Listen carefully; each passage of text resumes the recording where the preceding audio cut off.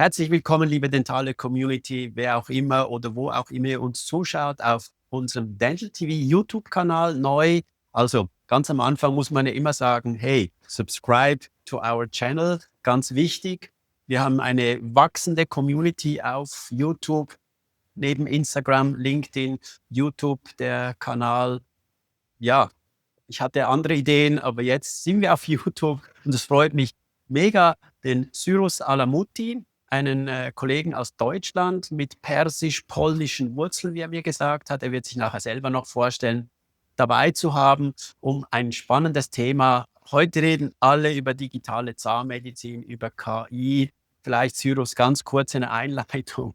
Digitale Zahnmedizin. Ich war Student 1985 bis 1987 und hatte 1985 mein Aha-Erlebnis zum Thema digitale Zahnmedizin, als Professor Möhrmann uns Studenten gesagt hat, stellt euch vor, das ist die ZEREC-Maschine, das ist euer Patient, das seid ihr drei zusammen, was ihr kreieren könnt. Und 1986 war ich dann todesmutig und war der zweite Patient, der sich mit dem Prototyp, der Mark Hürzeler war damals Assistent auf der Cons, mir 5 Inlays mit diesem Prototyp gemacht hat. Zwei Tage, 14 Stunden haben wir für die 5 Inlays gebraucht. Die sind übrigens immer noch im Mund, nicht mehr ganz so perfekt.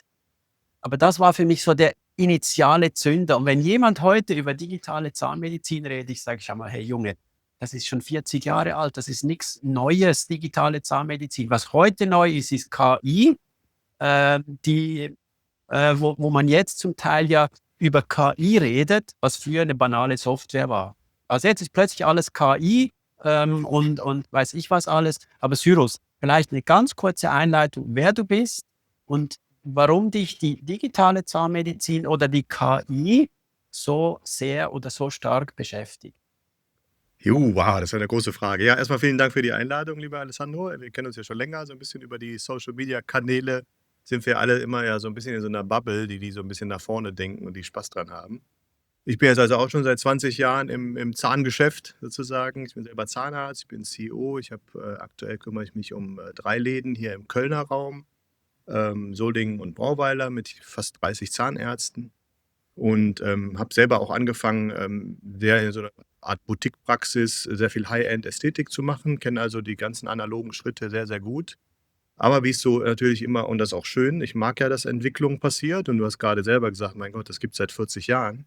Was ist denn eigentlich los? Warum tun wir uns da so schwer im Fortschritt in der Medizin“, ne? Und, dadurch, dass ich natürlich irgendwann versucht habe, mein Wissen auf viele junge Zahnärzte zu übertragen, habe ich gemerkt, dass die viel mehr Hilfe brauchen, als ich früher gedachte, weil natürlich auch die Universitäten sehr, sehr unterschiedlich lehren und die auch mit einer unterschiedlichen Erwartungshaltung ins Berufsleben starten. Und deswegen habe ich natürlich irgendwann probiert, so viel wie möglich irgendwie, digital vorher zu steuern, um einfach mehr, Kontrolle zu haben über die verschiedenen Behandlungsprozesse, ne? Und es fing alles damit an, also, vielleicht noch mal abschließend, ich mache diese 3 Läden. Ich gehöre zu einer großen Dentalgruppe. Wir sind europäisch auch aufgestellt in 7 verschiedenen Ländern. Deswegen kriege ich natürlich auch sehr viel Trends auch aus der ganzen, europäischen Bubble mit, was auch super interessant ist. Und gleichzeitig arbeite ich jetzt mittlerweile seit einem Jahr im, An-Institut der Uni Witten-Herdecke, wo wir jetzt auch ein universitäres anerkanntes, Institut haben, wo wir eben sehr viel besser testen können und in der Future-Praxis sozusagen alle Schnittstellen aus dem analogen und digitalen Bereich in Richtung Treatment, aber auch in Richtung Patient Journey, ist ja immer so dieser neue modische Begriff. Das ist nach dem Motto: „Wie kommt der Patient da rein und wie geht er hinten wieder raus und kriegt seinen automatisierten Recall“ und so weiter.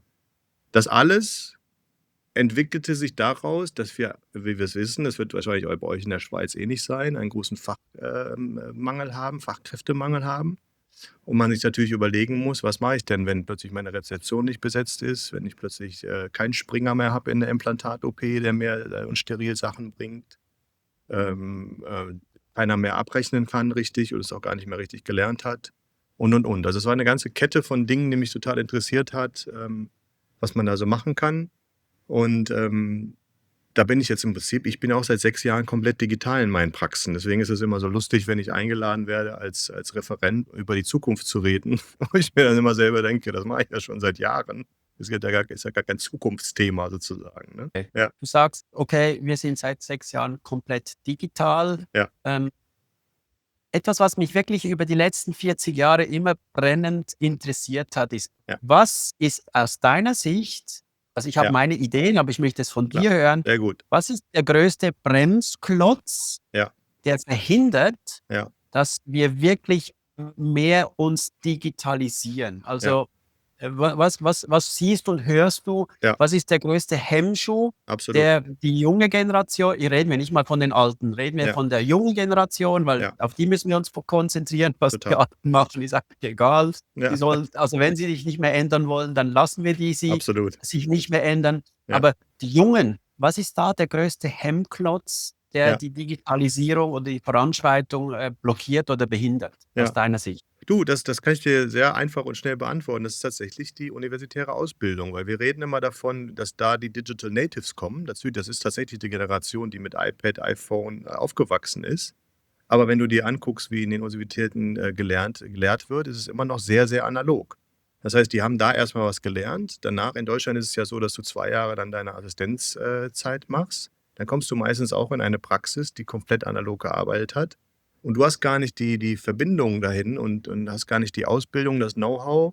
Und letztendlich fehlt dir auch so ein bisschen der Support dann auch der Industrie oder der Dentaldepots, dass die dir dann auch ganz genau erklären, warum ist das besser, wie ist der Business Case, wie schaffe ich denn den Umschwung, jetzt alle umzuschulen. Und schon bist du in so einem Trott, in so einem Teufelsrädchen drin, wo du natürlich deine täglichen Struggles hast, die Patienten anständig zu versorgen von Montag bis Freitag. Und daneben sollst du dann plötzlich ein neues System einführen. Und das ist genau der Ansatz, wo wir jetzt ansetzen, weil wir einfach sagen, wir müssen nicht von analog in Richtung digital denken und sozusagen Digitalisierung machen, sondern wir nennen das mittlerweile im Institut Digitalität. Wir wollen eigentlich komplett aus der Box nochmal die Zahnmedizin neu denken. Und die Tools dafür sind jetzt da. Das ist das Schöne. Was lange gefehlt hat, war die Vernetzung dieser einzelnen Tools, also dass die alle einfach gar nicht miteinander gesprochen haben, diese einzelnen Möglichkeiten. Da werden wir wahrscheinlich gleich noch drauf eingehen, tiefer. Und letztendlich haben wir keine Unterstützung aus der Industrie gehabt. Und die hat uns sogar ein bisschen als Versuchskaninchen benutzt, sehr, sehr lange. Du weißt es selber, du bist auch jemand, der immer früh angefangen hat mit Dingen, die noch gar nicht ausgereift waren. Und du warst bereit, das zu testen einfach. Ja? Und wenn man diese Einstellung nicht hat, was auch völlig okay ist, es muss ja auch nicht jeder testen, brauchst also so Leute wie uns. Und ich habe jetzt eben das große Glück, dass die Uni Witten-Herdecke mich da total stützt und mich da machen lässt. Und ich habe mittlerweile 40 Industriepartner, die alle ihre Geräte hinstellen und miteinander vernetzt, sodass wir von Kollegen zu Kollegen jetzt auch raten können. Schau dir das mal an. Was liegt dir? Was fühlt sich für dich gut an? Und wie kannst du dir jetzt vorstellen, das Step by Step in deine Praxis zu integrieren? Und auch dafür geben wir ganz klare Tipps, weil ich habe ja diese Learnings in meinen eigenen Praxen gehabt. Und du hast recht, auch meine jungen Zahnärzte haben am Anfang sich schwer getan. Ich musste irgendwann den Abdrucklöffel einfach wegnehmen. Ne? Aber ist halt vor 6 Jahren gewesen. Und jetzt will da natürlich keiner mehr zurück. Das ist ja oft so. Ne? Aber der Punkt ist tatsächlich, wir sind, ja, ich will nicht sagen schlecht ausgebildet, aber wir sind nicht modern ausgebildet, nicht zukunftsorientiert genug gebildet. Und die Industrie und die Universitäten und die Zahnärzteschaft müssen einfach viel, viel enger aneinander rücken.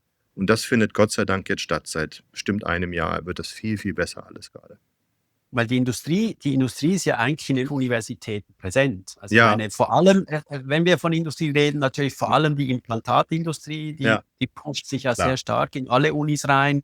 Ja. Bei den anderen die Unis haben alle Mikroskope von 2, 3 großen Firmen, Klar. die haben das alles. Klar. Aber oft sieht man auch, ich erinnere mich, als in Zürich das neue Gebäude gebaut wurde, hey, voll ausgerüstet mit allen Schikanen. Da sind jetzt die Tränen gekommen, was die alles hatten. Mhm. Dann hast du gefragt, ja, nutzt ihr diese Infrastruktur? Nein. Nein. Also Nein. es ist spannend. Die Industrie ist sogar bereit, gewisse Investitionen zu machen in die Universitäten, in die Forschung und Entwicklung. Ja. Aber die Zahnärzte wehren sich irgendwie gegen die Veränderungen. Ja. Aber ein Thema, das du angeschnitten hast, Schnittstellen. Ich meine, du weißt ja, ich bin ja CEREC-Anwender seit ewig. Das ist ja als geschlossenes System, hat das Richtig. gestartet, hat Ja. sich jetzt versucht zu öffnen Ja. oder teilweise zu öffnen.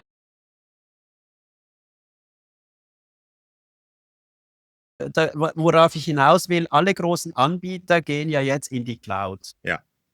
Und da sehe ich, oder möchte ich dich fragen, Ja. diese Cloud versucht ja natürlich dann, ob es jetzt Straumann Cloud ist, Dentsply Sirona Cloud, Ja. you name it, alle großen Firmen gehen ja jetzt in die Cloud Ja. und versuchen natürlich durch diese Cloud die Kunden an sich zu binden. Genau. Also eigentlich habe ich so, das ist mein Gefühl, dass die Clouds eigentlich wieder nicht unbedingt die Schnittstellen öffnen, sondern die Schnittstellen wieder schließen, Ja. um die Kunden an sich zu binden. Also Ja. das ist so ein bisschen ein zweischneidiges Schwert. Auf der einen Absolut. Seite sagt, okay, wir müssen Schnittstellen schaffen, dass Ja. Gerät A mit Gerät B redet, dass wir nicht 50 Software-Tools haben, sondern dass alles in einem Tool drin ist, Ja. alle miteinander reden können. Ja. Wie ist deine Erfahrung jetzt? Gerade jetzt mal, machen wir das mal konkret am Beispiel Cloud-Solution. Ja, sehr guter Wie siehst du sehr das? guter Punkt, weil das ist das Thema, womit ich mich am meisten natürlich jetzt beschäftige, weil es genau das, was du gerade angesprochen hast. Jetzt machst du 'n Scan mit deinem iTero, dann landet gleich in der Cloud von iTero. Dann machst du 'n Rayface mit der Firma Ray, das landet irgendwo in der Cloud oder wo auch immer. Man weiß ja manchmal gar nicht, wo es landet, in 'ner anderen Cloud. Dann hast du 'n DVT von 'ner noch anderen Firma und speichert das wieder woanders. Das heißt, das ist unser tägliches Problem aktuell in der Praxis, dann später auch die digitalen Bilder oder jetzt zum Beispiel auch, wenn du viel Fotografie machst, dann hast du es wieder irgendwo auf irgendeinem Server abgelegt. Ob das jetzt in der Cloud ist oder nicht, spielt ja dann gar keine Rolle. Wie kriege ich die denn jetzt alle zusammen? Weil wir sprechen ja alle, das hast du wahrscheinlich auch schon oft gehört, von diesem digitalen Avatar. Ich möchte ja eigentlich diese ganzen Bilder übereinander liegen und dann wie Superman da durchgucken können und dem Patienten wirklich 'n super Treatment-Plan machen. Und genau da sind wir jetzt gerade dran in der Universität, dass wir da Standards schaffen. Wir werden arbeiten, wie es in der Radiologie, in der Medizin schon seit Ewigkeiten Standard ist, mit sogenannten PACS-Servern.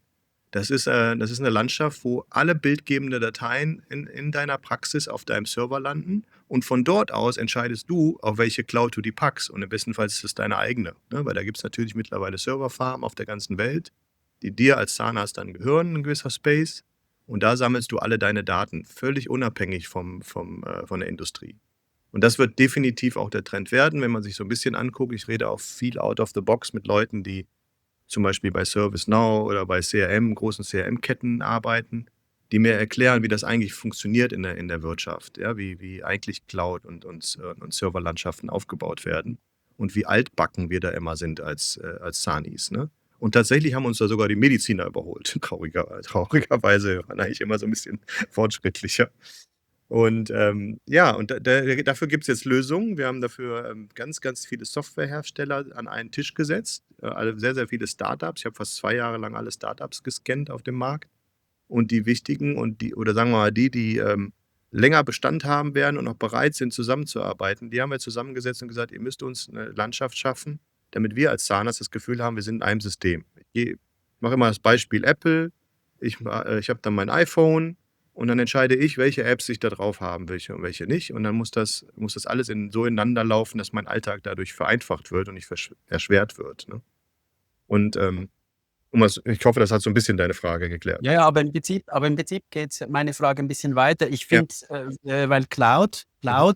alle haben das Gefühl, ja, das ist ja easy, Ja. aber Cloud kostet auch Geld. Natürlich, Also, natürlich. viele sind sich gar nicht bewusst, Ja. dass wenn du ein Beispiel, ich wollte alle meine, Speicherfolie, also alle digitalen Röntgenbilder, die wir schon seit 20 Jahren in Ja. der Praxis, ich meine, ich bin nicht eine riesige Praxis, aber Ja. trotzdem hast du Natürlich. 20, 30, 40 oder 100.000, ich weiß, eine Natürlich. unvorstellbar hohe Zahl an Röntgenbildern in Natürlich. den letzten 20 Jahren akkumuliert. Ja. Da habe ich gesagt: „Oh cool, die möchte ich jetzt auch in der Cloud haben.“ Mhm. Da haben die mir gesagt: „Ja, Herr de Vigus, also nur der Transfer, nicht der Speicherplatz. Diese Bilder zu transferieren, Ja. das kostet schon zwischen 7.500 und 10.000.“ Ja, ja, Da habe gut. ich gesagt: „Hey Jungs, vergiss es, dann lasst die einfach auf meinem Server liegen.“ Ja. Ich meine, die Bilder vor 20 Jahren, so wichtig sind die jetzt auch nicht mehr. Ja.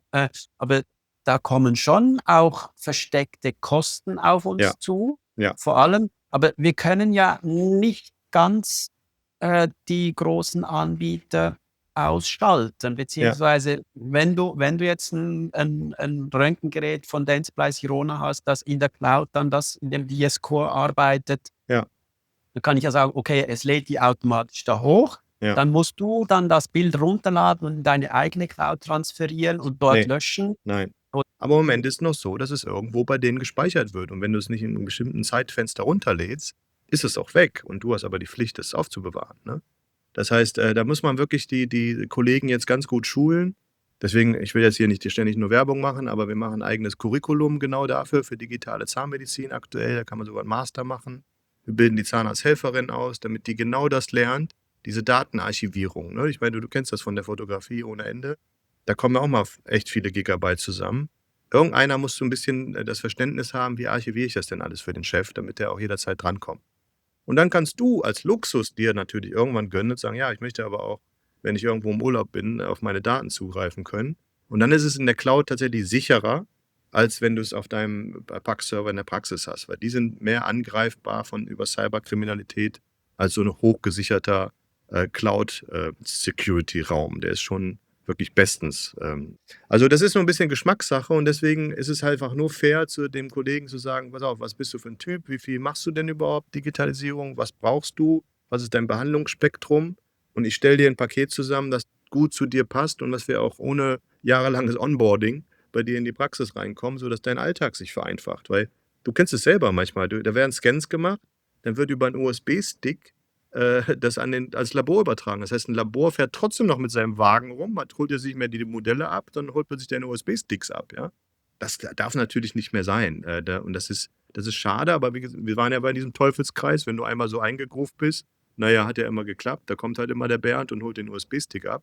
Und ach, mit welchem Scanner haben wir das noch mal gemacht? War das jetzt in Zimmer 3 oder 4? War das jetzt der Preshape oder der Altero? War das noch mal das Bild da drauf? Wo kriegen wir das jetzt? Das ist ja das kriege ich ja jeden Tag zu hören, diese Themen, ne? Die ehrlichsten Aussagen kriegst du immer, wenn du die Digitalassistenten jetzt ausbildest, ne? Die jungen Zahnarzthelferinnen, die total euphorisch dann bei uns in den Kursen sitzen und sagen: „Ja, genau, das ist unser Problem. Wir suchen hier das Bild, da das Foto, hier den Scan und, das ist total kompliziert alles.“ Und das dann noch in der Kommunikation ins Labor zu schieben.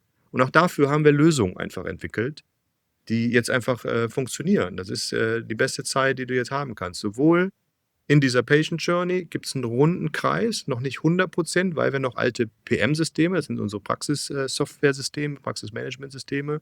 Ich weiß gar nicht, welche ihr in der Schweiz habt, ob ihr da eigene Systeme gut, wir habt? haben in der Schweiz verschiedene, aber jetzt eigentlich die Mhm, großen Hersteller sind jetzt alle haben jetzt alle mhm. Super, Cloud-Lösungen, am super. Start, Ja, beziehungsweise wir sind auch schon vor 2 Jahren ganz in die Cloud ja, toll. gegangen. Das Und, ist bei uns noch 'n Problem. natürlich mein Ziel ist schon, dass meine Praxisadministration, mit der Software kennen sich meine Damen oder kennen sich Ja, alle aus, ja, dass da alle Schnittstellen drin sind. Was wir jetzt machen, ja, ob wir Diagnocat oder irgendwelche genau. andere Tools brauchen, dann hast du halt einfach verschiedene Browserfenster offen. Ja, Du musst nicht alle Daten in einer Software drin haben, ja, weil das Ganze ist ja browserbasiert ja, heute, hast du dann einfach 2 oder 3 Fenster offen. Das war am Anfang für meine Mitarbeiterin so 'n bisschen: „Hey, das sind ja verschiedene Sachen.“ Sage ich: „Nein, ja, du hast einfach 2 oder 3 Fenster offen ja. und dann kannst du, wenn du sagst: ‚Okay, jetzt möchte ich noch das Bild oder das Foto von dem Patienten anschauen‘“, dann klickst du einfach oben aufs Fenster. Es gibt ja diese sprachgesteuerten Systeme. Wir benutzen da jetzt grade Sonja, sehr erfolgreich. Da wird einfach reingequatscht. Also, sobald der Patient ins Zimmer kommt, ist so 'n kleines Raummikro, schon an. Und dann ist dieses ganze Gespräch, was wir, jetzt grade haben, datensicher, wird das, zusammengefasst, richtig schön und sauber, sodass die Abrechnungskraft anschließend sogar, viel, viel schneller ist in der Abrechnung, weil sie immer die gleiche Struktur an Gespräch, sehen kann direkt, ne? Und kann man jetzt alles über Schnittstellen halt so integrieren, dass es sich für die Helferin wie aus einem Guss anfühlt, ne? Und Ja, letztendlich auch für die Kollegen. wichtig, aber in dem Kontext schon eine gute Schulung. Also, Ja klar. da gibst du mir schon recht. Ja, Also, weil eben sonst die natürlich. Tools einfach hinstellen und sagen: „So, mach Nein, mal“, nein, nein. das funktioniert Aber man muss natürlich sagen, nicht. ich habe ja immer viel ausprobiert, ne? Ich war ja da schon brutal. Ich habe immer alles damals schon vor 1, 2 Jahren einfach mal in die Praxis reingeschmissen und habe das, was an der Wand kleben geblieben ist, das habe ich weiterverfolgt. Alles andere, was nicht benutzt wurde, war halt nicht schnell und gut und einfach, genug. Und dann findest du irgendwann deinen Weg. Du musst einfach mit deinen Mitarbeitern viel mehr reden, wo du sie entlasten kannst und auf was sie Lust hätten, ne? Ich hätte zum Beispiel nicht gedacht, dass auch dieser KI-Anrufbeantworter dann doch so gut ankommt, ne? Ich habe das auch getestet. Dann habe ich die irgendwann gefragt: „So, wir sind jetzt durch. Soll ich das jetzt mal, wieder kündigen?“ Und alle haben geschrien: „Nein, auf gar keinen Fall“, ja? Das heißt, dann sehe ich: Okay, da helfe ich denen an der Stelle, ne? Und die Patienten müssen sich natürlich ein bisschen gewöhnen, wenn sie am Anfang mit einer KI sprechen. Aber, sie freuen sich natürlich auch, dass überhaupt jemand an 'n Apparat geht und beschweren sich nicht mehr, dass du nicht erreichbar bist, ne? Also, irgendeinen sauren Drops hast du immer mit dabei, aber man merkt, dass der Mindset der Menschen und der Patienten sich einfach verändert. Und jetzt gerade aktuell sind wir zum Beispiel dabei, auch von einer Kollegin, die kommt aus dem Hals-Nasen-Ohrenarztbereich, hat auch mehrere Kliniken, so ein Self-Check-in zu etablieren. Der heißt Nubidoc. Und das klappt auch total gut. Ich habe sie gefragt, sie hat gesagt: „Ja, es hat natürlich 'ne kurze Gewöhnungsphase, aber jetzt finden die Patienten das so toll, dass sie sich vorne kurz anmelden.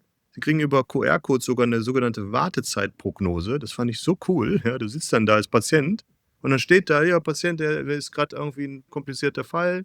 Wahrscheinlich werden Sie noch 20 Minuten warten müssen.“ Das ist doch toll. Ist doch besser, als wenn du da immer sitzt und nicht weißt: „Wann komme ich denn jetzt dran?“ Bist vielleicht total aufgeregt und weißt: „Gut, dann kann ich ja noch mal 'ne halbe Stunde irgendwo 'n Kaffee trinken gehen“, ne?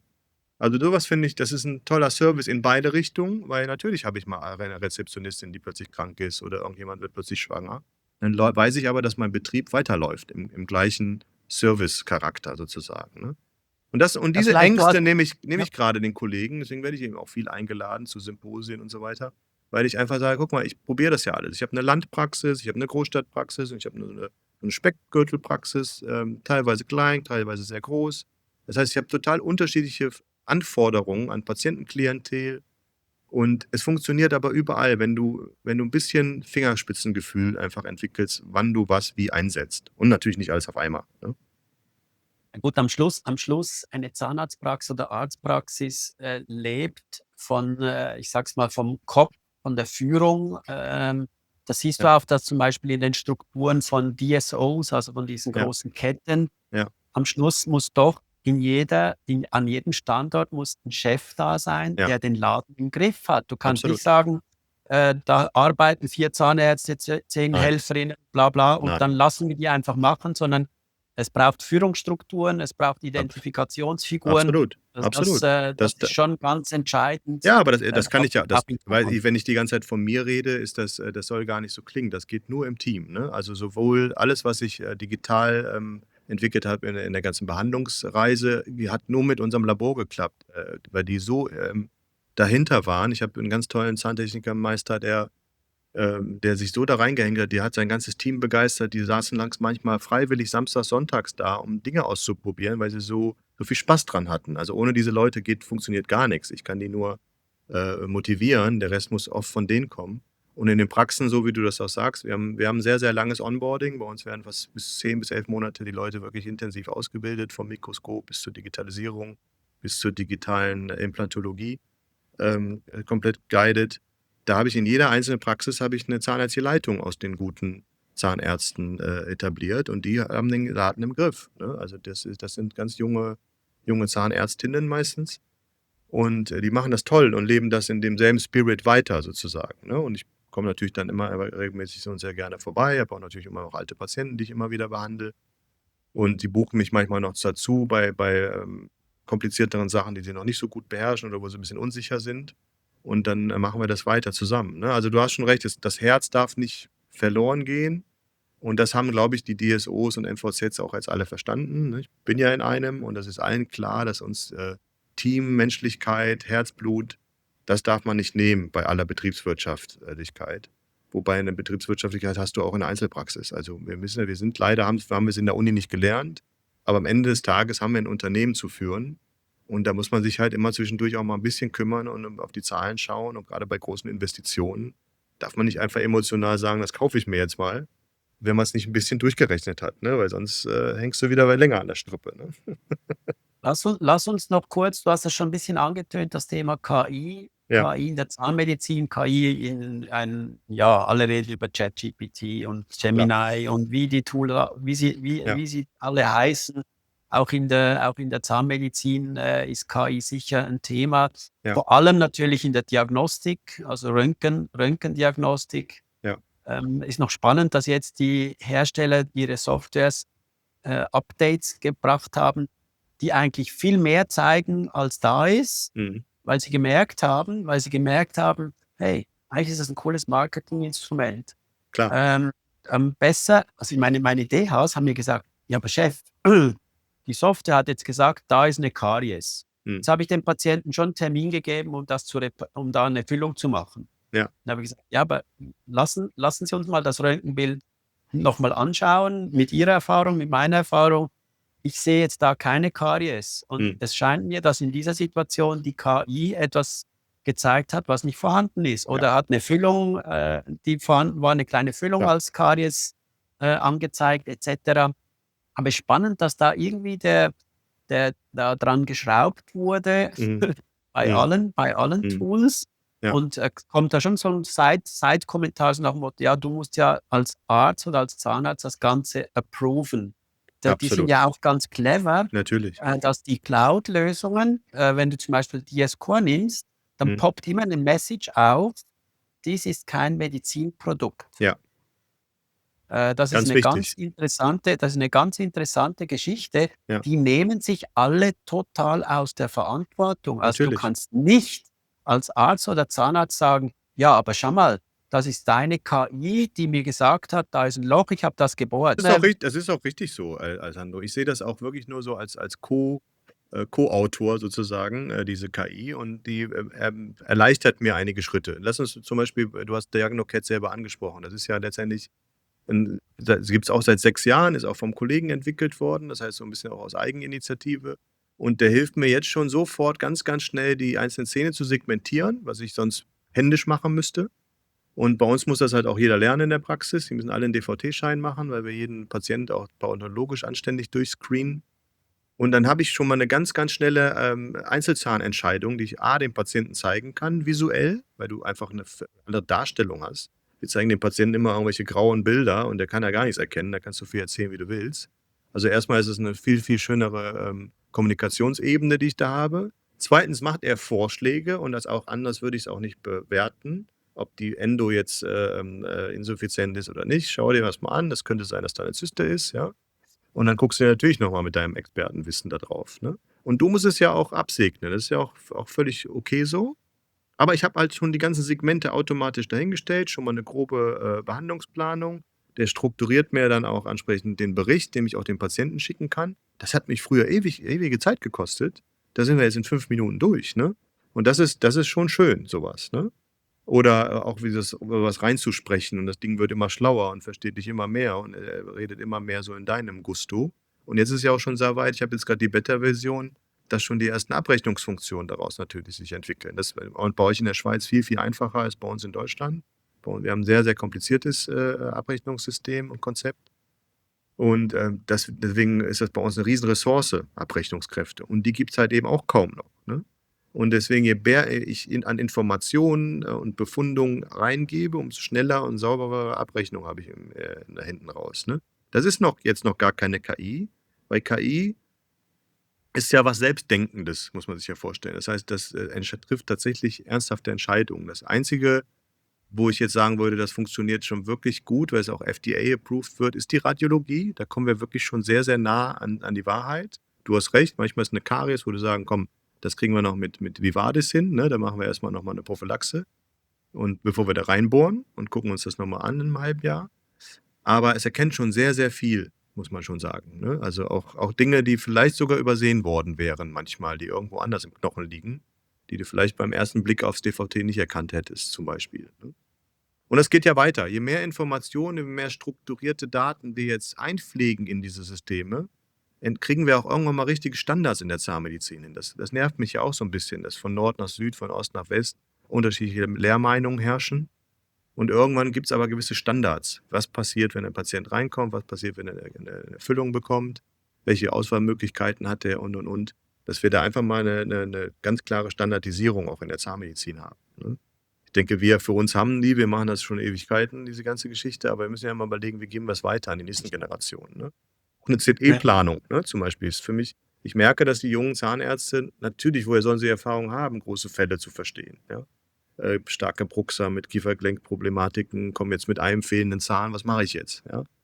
Manchmal wird daraus einfach 'n großer Fall, und wenn du keine Erfahrung hast, ja, machst du viele Fehler, ja? Und deswegen arbeite ich natürlich, händeringend an Situationen, wo man dann sagt: „Ich habe diesen Avatar, der macht mich auf Dinge aufmerksam, dass Vorsicht, mach bitte jetzt keine Frontzahnkrone, weil du wirst keinen Platz haben für 'ne Krone“, ja? Das sind ja die Anfängerfehler, die wir auch früher gemacht haben. Und da hoffe ich einfach sowohl für den Patienten als auch für den Zahnarzt eine Entlastung, wo du sagst: „Achtung, ne, Kiefergelenk, Zahnfleisch, Wurzelbehandlung, ja, bitte alles vorher machen, ne? Bisshebung nötig, ne? Welche Möglichkeiten habe ich an rausnehmbaren Ersatz, wenn jemand keine Implantate haben möchte? Wie ist da die Studienlage, ne? Ich meine, wir haben ja relativ wenig Evidenz in der Zahnmedizin diesbezüglich und nur sehr, sehr viel Expertenmeinung. Und diese muss man halt irgendwann einpflegen in so 'n Avatar und schauen, wie wurde weltweit jetzt bei so einem Fall entschieden und wie war der Outcome? Und was kann ich dem Patienten jetzt anbieten? A, B, C, ja? Davon träume ich, weil und da sind wir gar nicht so weit von entfernt, weil das sehe ich ja täglich in den Praxen, ne? Ich sehe oft bei uns ist das schön, wir haben so 'n Shared Opinion Raum, wo dann viele Zahnärzte nebeneinander sitzen, auch zusammen sich auf Fälle, mal drauf, stürzen und allein was da an unterschiedlichen Meinungen rauskommt, ist schon manchmal interessant, Ja, ne? weil da sehe ich, das ist ein guter Punkt, weil da Ja, sehe ich, die KI, aber da zum Beispiel auch ein Beispiel. Wenn ich meine Diagnocat oder nur dir egal was, nimm irgendein mhm, Cloud-Tool. Du sagst dann, ich arbeite sehr eng mit dem Ronny Jung zum Beispiel zusammen von der Uni Zürich schon seit ewigen Jahren oder auch anderen ja, Professoren oder ja, anderen Kollegen. ja, super. Wenn ich mit der Uni etwas teilen will, geht das nicht. Mhm, Ähm, der Datenschutz in Europa blockiert ja, blockiert die Entwicklung von KI-Tools. ja, Ganz einfaches Beispiel, meine Meta Ray-Ban mhm, funktioniert in der Schweiz nicht. ja, Wenn ich sage: „Hey verboten. Meta, mit Mhm, wem rede ich jetzt?“ ja. Diese „This function is not available in your region.“ Ja, ja, klar. Also, wenn Europa Ja, nicht völlig abgehängt werden will, ja, dann müssen wir mal schleunigst aufhören zu sagen: „Ja, Hilfe, meine Daten, ich möchte meine Daten mit ja, niemandem teilen.“ Dann sage ich: ja, „Dann weißt du was? Dann schmeiß das weg, schmeiß dein Handy weg, ja, geh auf einen Berggipfel mit ja, null Handyempfang, mit keinem Internet, mit gar nix ja, und vielleicht ja, wirst du dann ein bisschen unsichtbarer.“ ja. Also, Bin ich ich sage voll es bei dir. nochmal, Bin ich voll bei dir. In weil dem das Moment, ist das ist wo du etwas, wo die Europäische ja, Union und die Schweiz macht da einfach auch voll mit. ja, Wir lassen uns von Amerika, China und dem Rest der Welt einfach total. brutal abhängen. Ja, sind wir ja schon. Also, es wird eh schon schwer, den aufzuholen, ne? Deswegen war auch dieser Schritt wichtig, dass ich jetzt, auch, 'ne Uni hinter mir habe, 'ne große Gruppe hinter mir habe und wir auch 'n bisschen mit der Politik, im Zusammenhang sind. Das heißt, unsere Bubble versucht jetzt schon wirklich viel Einfluss zu nehmen. Und das Gute ist, das Mindset ist jetzt da. Wir haben sogar 'n digitalen Minister jetzt mittlerweile, der dafür 'n bisschen offen ist. Bin gespannt, was die Gesundheitsministerin jetzt so alles bewegen wird. Also, ich bin eher immer so positiv. Ich denke, irgendwie kriegen wir das hin und der Druck wird eben größer, weil wir eben allein in Deutschland haben wir in 3 Jahren eine Versorgungslücke von 2.000 Zahnärzten. Das heißt, es muss ja was passieren, damit wir besser arbeiten, ne? Und dieser Druck führt oft dazu allein wenn du dir so 'n blödes Corona Zeit vornimmst. Corona hat zumindest dazu geführt, wenn's auch wirklich das schlimmste Event war, den ich so miterlebt habe, dass wir danach 'n bisschen digitaler wurden, weil wir plötzlich mussten. Plötzlich wurden Dinge stellt, die vorher undenkbar waren, ja. Und deswegen glaube ich, dass dieser Fachkräftemangel und diese Versorgungslücken dazu führen werden, dass wir besser automatisiert arbeiten müssen. Und weißt du, bei uns in Deutschland ist die Zahnmedizin führt momentan wirklich zu hohen, Depressionsraten. Das ist 'n Job im Beruf im Moment, der so viel Stress verursacht, dass vielen Menschen wirklich schlecht geht, dieser Druck, ja. Einerseits bist du hochkonzentriert in einem Mikrokosmos, wo du verantwortungsvoll arbeiten musst, aber hinter dir ist ein Damoklesschwert von Dokumentation, Kosten, Schulden, was weiß ich, was da noch alles dazukommt. Und dann noch der Fachkräftemangel, der dazu führt, dass die jungen Kollegen und Kolleginnen wirklich denen geht's oft sehr schlecht. Und da müssen wir halt helfen, ja, und einfach sagen: „Ey, ihr habt 'n wunderschönen Beruf, ihr verhelft den Menschen zum strahlenden Lachen. Das ist die Pforte zum gesunden Leben. Da geht alles los. Wir müssen viel näher an die Medizin ranrücken, weil wir sehen die Leute viel, viel öfter als alle anderen und können schon über Speicheltest Früherkennung machen ohne Ende. Und bewahrt dir dieses schönen Berufsbild im Kopf und den Rest dahinter werden wir jetzt so schnell wie möglich automatisieren und dir wieder wegnehmen, lieber Kollege, damit du keinen Stress mehr hast, ja? Und auch der Kostenapparat nicht explodiert, ne? Also, ich meine, die lieben Abrechnungskräfte machen einen harten Job, aber das ist auch natürlich wirtschaftlich extrem teuer oft, ne, das alles rauszugeben, ne? Ja, man sieht ja, dass in Deutschland Ja, und nicht nur in Deutschland jetzt die dentalen Coaches und ja, die Berater in allen Funktionen, in allen Lebensbereichen, ja, vor allem in der Zahnmedizin, wie Pilze aus dem Boden schießen. ja, ja, Vielleicht ist das auch ein Zeichen ja, der Zeit, dass eben das, was du beschrieben hast, die Belastung größer geworden ist. Weil ich natürlich ganz klar sehe, KI, was du richtig gesagt hast, und das ist vielleicht auch der Ratschlag an die junge Generation, mhm, KI und diese ganzen Tools helfen euch quasi das Daily Business zu erledigen, ja, einfacher zu machen, dass ihr euch wieder auf den ja, schönen, den schönen Teil, den kreativen Teil der Zahnmedizin konzentrieren könnt. ja, Und das möchte ich auch, dass das in den Universitäten ja, eben Eingang findet, dass man sagt, ich habe immer gesagt, KI, wow, das ist genau das, dass unseren Studentinnen und Studenten mehr Zeit gibt, sich auf das Wesentliche zu konzentrieren. Und die absolut. anderen Sachen, hey, hör doch auf mit stundenlangen Vorlesungen über irgendwelche Theorie, die Ja, kein Mensch ja, also nicht falsch verstehen, ja, ja, die nicht notwendig sind ja, zu ja, wissen. klar. Da kannst du die Basics machen und sagen, schau Ja, mal, wenn du fertig studiert hast, gibt es das Medikament vielleicht gar nicht mehr, das wir dir jetzt im Detail erklärt haben. ja, Du ja, musst aber wissen, und darum sage ich ja, wenn ich dann meine Meta-Brille anhabe und du ja, bist bei mir Patient und dann ja, frage ich, ja, Herr Alamutti, was nehmen Sie da? Ja, ich nehme das irgendwie Propolablin ja, etwas und sage ich, Moment schnell, habe ich noch nie gehört. Hey ja, Meta, was ist das genau? ganz Ah, das genau. ist ein Cholesterinmittel der letzten Ja, Generation. ja, Da musst du aufpassen, wenn du eine was ich machst und perfekt, so weiter. Dann habe ich die Info. perfekt. Und dann muss ich nicht das nochmal lernen und auswendig lernen, Nein, sondern lieber ein paar Stunden mehr präparieren ganz üben genau. oder Marketing lernen, Ja, fotografieren lernen ja, und andere Dinge lernen. ja, Also von mir aus gesehen äh, ist die Zeit reif, dass die ja, Zahnmedizin auch wieder was Spannendes total. wird, das Spaß macht, Ja. auch der jüngeren Generation. Also was wäre so dein Schlusswort zu dem Du, Interview in diesem ich Bereich? ich liebe meinen Job, ich liebe unser Feld. Wir sind orale Fitness-Coaches mittlerweile. Das Berufsfeld wird immer spannender.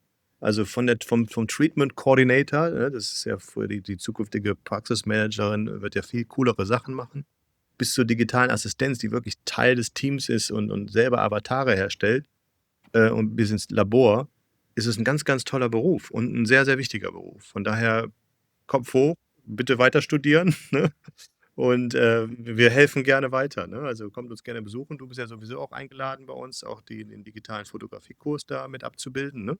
Haben wir ja schon drüber gesprochen. Und das wird Sehr ganz gerne. spannend und das Schöne ist, ich merke, dass die anderen Unis jetzt langsam nachziehen. Also, waren ja schon viele zur Beratung auch da und, der Weg ist eigentlich geebnet, dass alles gut wird. Ich denke, dass jetzt ein Generationenwechsel, sowieso ansteht, Ja, an den Universitäten und ja, wir hoffen, dass, ja, mit Leuten wie dir und anderen motivierten Leuten das auch ja, etwas noch angeschoben wird, ja, dass der Beruf wieder ich möchte weniger diese negativen Dinge hören. absolut. Also und wir sollten auch neben dem ganzen Thema von oraler Gesundheit und so weiter auch an dem Bild der Zahnmedizin in der Öffentlichkeit arbeiten. Für mich Ja, ist immer noch der in Hollywood oder wo auch immer ist der Zahnarzt immer der eigentlich nicht ganz intelligent. Also, er ja, ist weniger gut als ein Arzt. ja, genau. Weißt du, wie in dem Ding, wie heißt der Hangover? Ja, I'm only a dentist. ja, ja, Was genau. heißt I'm only a dentist? Ja, Ich muss klar. sagen, I'm a dentist. Verstehst Ja, du? ja, Ein bisschen stolz sein auf den Beruf. klar. Wir machen nur Schmerzen, wir sind zu teuer.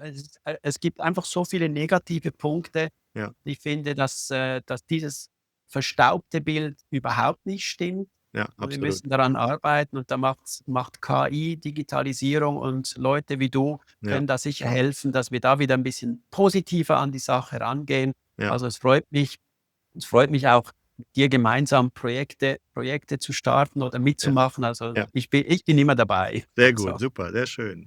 Vielen Dank für die Einladung. Okay, War sehr also toll. in diesem Ja, Sinne möchte ich dir ganz herzlich danken für dito. deine Zeit.